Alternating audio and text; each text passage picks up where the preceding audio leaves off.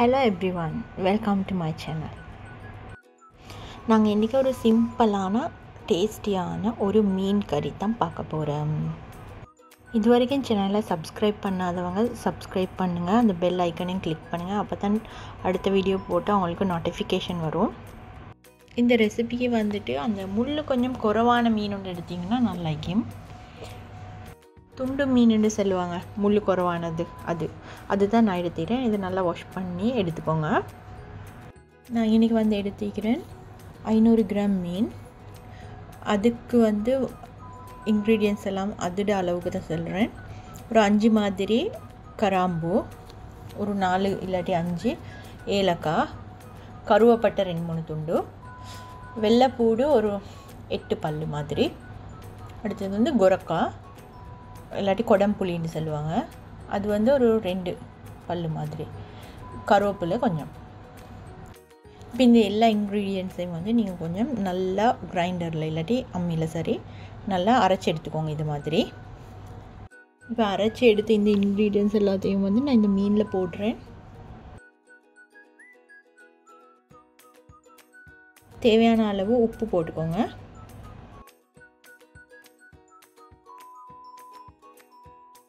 இப்போ மிளகுத்தூளும் போட்டுக்கோங்க. அதுவும் உங்களோட காரத்துக்கு ஏற்ற மாதிரி போட்டுக்கோங்க.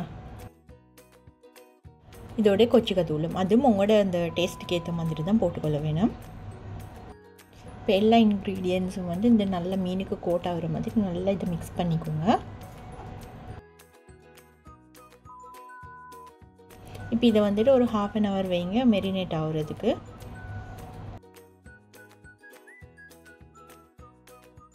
இப்போ ஒரு மண் சட்டியில் நல்ல சட்டி காஞ்சதுக்கு பிறகு 2 டேபிள் ஸ்பூன் அளவுக்கு மாதிரி தேங்காய் எண்ணெய் போடுங்க. இப்போ இந்த எண்ணெய் நல்லா சூடாகிருச்சு. இப்போ இதுக்கு கருவேப்பிலை போடுங்க வாசத்துக்காக. இப்போ இதில் கொஞ்சம் ஒரு 1/2 டீஸ்பூன் மாதிரி கொச்சிக்காத்தூள் நான் இந்த எண்ணெயில் போடுறேன். எண்ணெய் நல்ல ஒரு கலர் ஒன்று வரதுக்காக. இதை போட்டு மிச்ச நேரம் வச்சிடுவானா அந்த தீஞ்சு போய்ட்டுடும். டக்குன்னு அந்த கரண்டியெல்லாம் மிக்ஸ் பண்ணுங்கள். இப்போ இந்த கொச்சிக்காத்தூளை போட்ட உடனே நாங்கள் ஆல்ரெடி மிக்ஸ் பண்ணி 1/2 hour மெரினேட் பண்ண வச்சு அந்த மீனை இந்த சட்டியில் போட்டு கொஞ்சம் மிக்ஸ் பண்ணிவிடுங்க. இப்போ இதை அப்படியே மூடி மீடியம் ஹீட்டில் ஒரு 5 minutes வைங்க. இப்போ 5 நிமிஷம் ஆயிடுச்சு. இந்த மசாலாலாம் கொஞ்சம் ஆயிலில் மிக்ஸ் ஆகிட்டு, இப்போ நீங்கள் ஆல்ரெடி மெரினேட் பண்ணின பவுல்லே கொஞ்சம் தண்ணியை போட்டு அந்த தண்ணியை இப்போ இந்த மீனுக்கு ஊற்றுங்க. மீனுக்கு மிச்சம் தண்ணி தேவையில்லை, மீன் வேகிறது குயிக்காக வெந்துடும். இந்த அளவு மாதிரி மீன் துண்டு இல்லை 1/2 அளவுக்கு மாதிரி போடுங்க.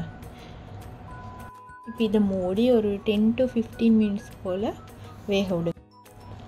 இப்போ 15 minutesக்கு பிறகு தான் இப்படி இருக்குது. உங்களுக்கு கிரேவி வேணும்னு சொன்னால் இந்த ஸ்டேஜில் அப்படியே இறக்கிடுங்க.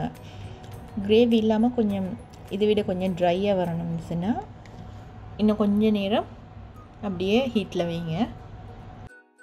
நான் இந்த கறியை கொஞ்சம் கிரேவி குறைவாக தான் செஞ்சுக்கிறேன். ரைட், எங்களோட ஃபிஷ் கறி ரெடி.